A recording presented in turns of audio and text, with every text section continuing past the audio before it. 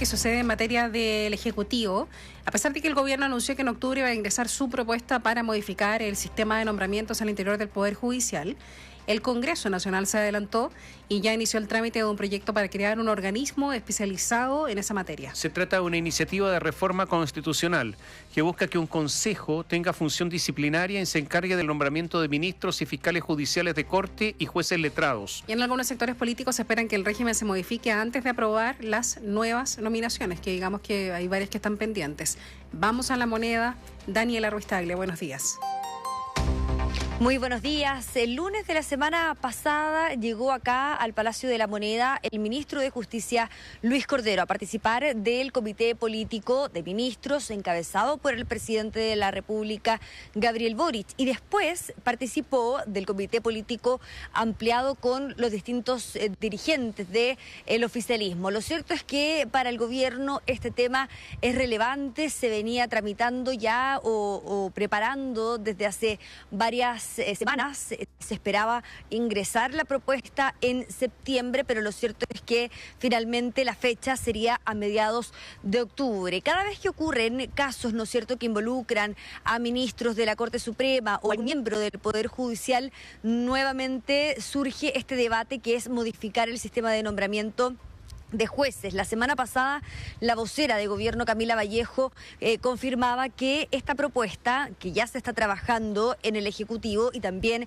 en conversación con, por ejemplo, incluso la Corte Suprema, el presidente de la Corte Suprema, Ricardo Blanco, este tema finalmente va a contemplar nombramientos, sistema de nombramiento al interior del Poder Judicial en su globalidad, no solamente al máximo tribunal. La propuesta del Ejecutivo contemplaría hasta ahora modificaciones al Poder Judicial en general. Esperan enviar a la sede del Poder Legislativo una reforma que pueda complementarse, por ejemplo, con otras iniciativas.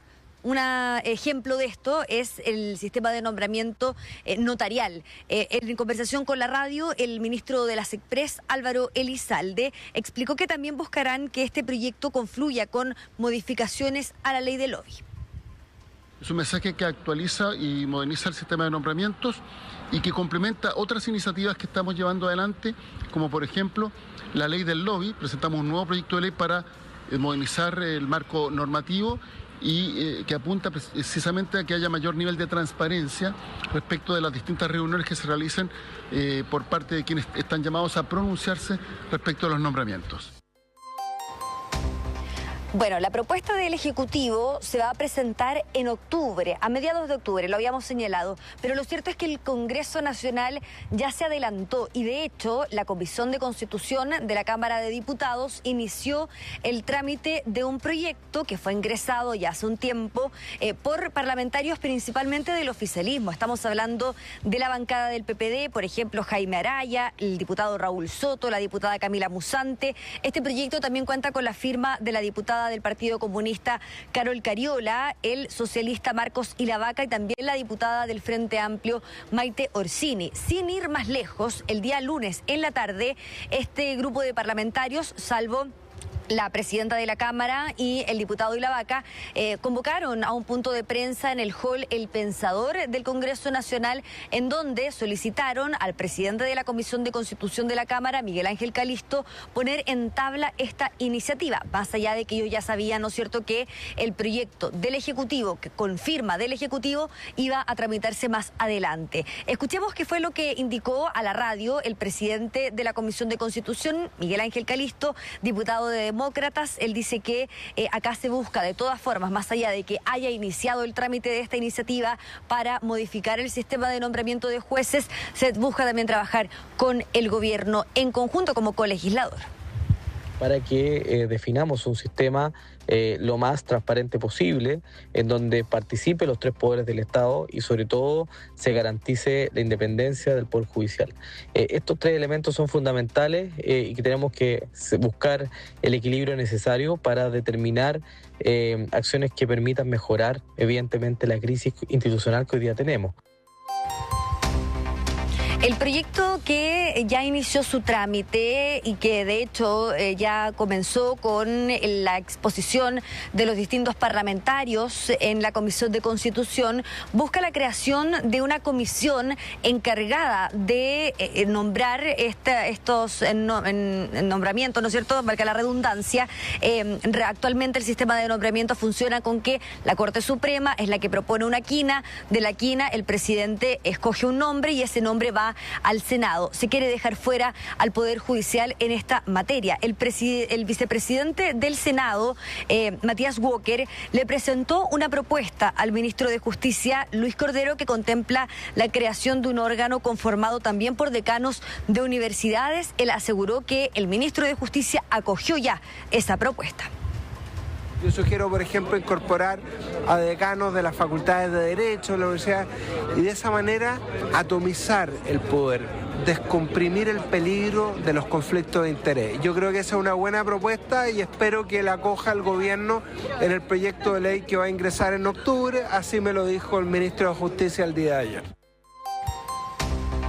Claro, esto en conversación con la radio. Para varios parlamentarios es imperativo que el sistema de nombramiento de jueces, o al menos de nombramiento en el Poder Judicial, cambie a la brevedad. Esto considerando que actualmente en el Senado están los nombres de Jessica González y Mireya López, que fueron las propuestas del presidente de la República para conformar el máximo tribunal. Nombres que todavía no son votados en la Cámara Alta, precisamente, y de acuerdo a algunas voces, por la crisis que está atravesando el Poder Judicial, la crisis que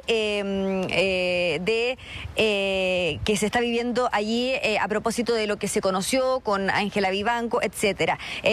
Lo que ha señalado, por ejemplo, el parlamentario Jaime Araya, que es jefe de la bancada del PPD, es que antes de que se modifique o de que se nombren estas nuevas nominaciones, ¿no es cierto?, nuevos miembros para integrar el máximo tribunal, se tiene que modificar el sistema de jueces. Escuchemos al parlamentario, quien indicó que sería impresentable votar las nominaciones de la República bajo el actual sistema de nombramiento, a su juicio marcado por el abogado Luis Hermosilla. Aquí lo importante es poner a la brevedad la reforma al sistema de nombramiento de los jueces antes que se nombren los ministros de la Suprema. Y no se puede pretender que de la misma forma en que se nombró a la ministra Vivanco, se pueda nombrar a los próximos ministros de la Suprema. ¿Qué están esperando? ¿Nombrar de la misma forma que lo hicieron con Hermosilla? Hoy día poniéndose de acuerdo con NN que reemplace a Hermosilla. Eso no aguanta más y el gobierno tiene que estar en el debate parlamentario.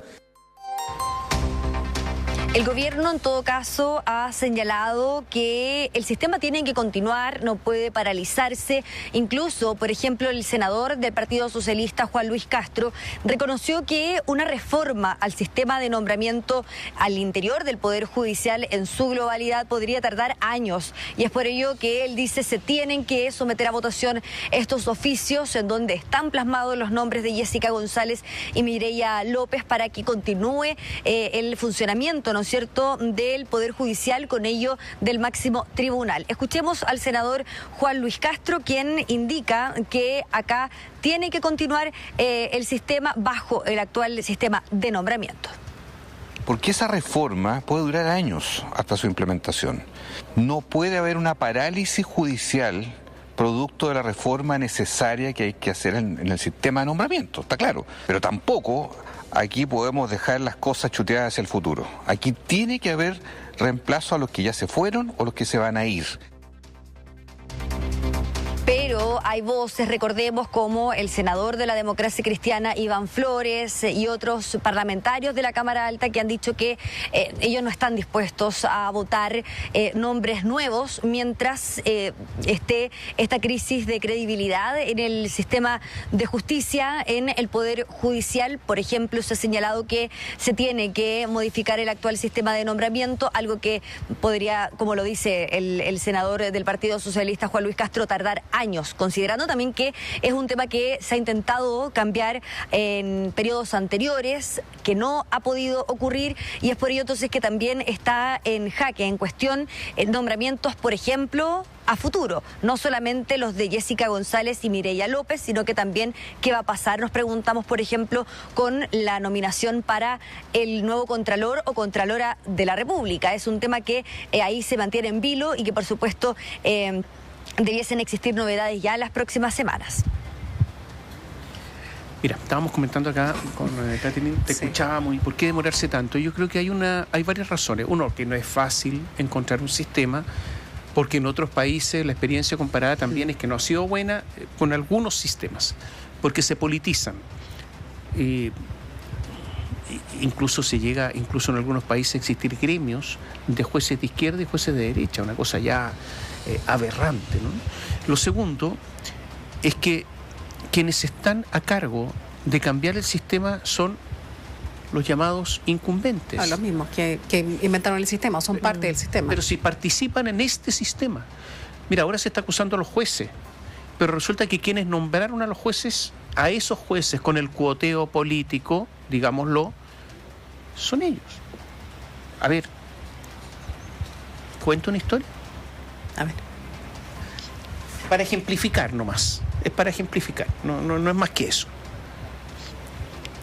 Resulta que cuando se nombró a Ángela Vivanco, había un acuerdo político. Todos sabemos, uno para ti y otro para mí, uno para ti y otro para mí. Esto ha sido así. Entonces el acuerdo político se empezó a caer. Estaba de ministro el ministro de Justicia de Sebastián Piñera. Y resulta que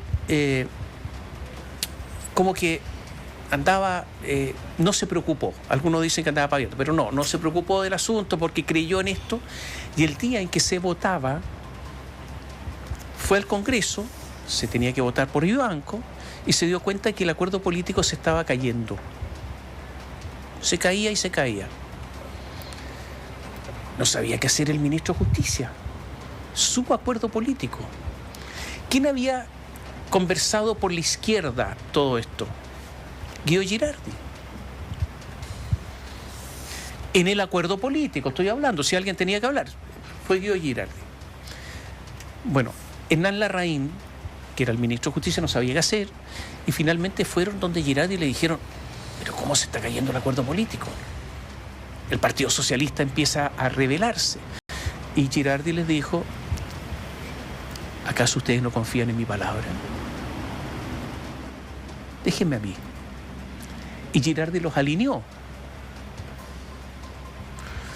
Entonces después viene la ceremonia en que tiene que jurar Ángela Vivanco. Es una ceremonia que se hace como cuando un ministro de Corte Suprema, un ministro o un abogado externo accede a la Corte Suprema. Hay una ceremonia y hay invitados, una cosa bien formal. Y entonces a quien manda Girardi en su representación, porque parece que no podía ir, lo invitaron. Lo invitaron justamente porque había tenido este rol de que había cumplido con su palabra. Girardi manda a Eugenio González, al Pingüino, como su representante, el operador judicial.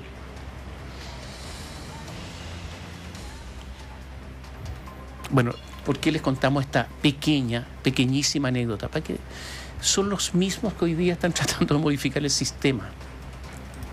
Entonces, ¿qué es lo que se está tratando de hacer? Que haya un órgano externo que nombre jueces. Es muy importante que estas personas no sean políticas. A mí me dicen, decano de las facultades, son políticos, son elegidos muy políticamente, pero ya, puede ser. Pero ojalá que haya personas que no sean políticas, que sean gente del derecho, ojalá.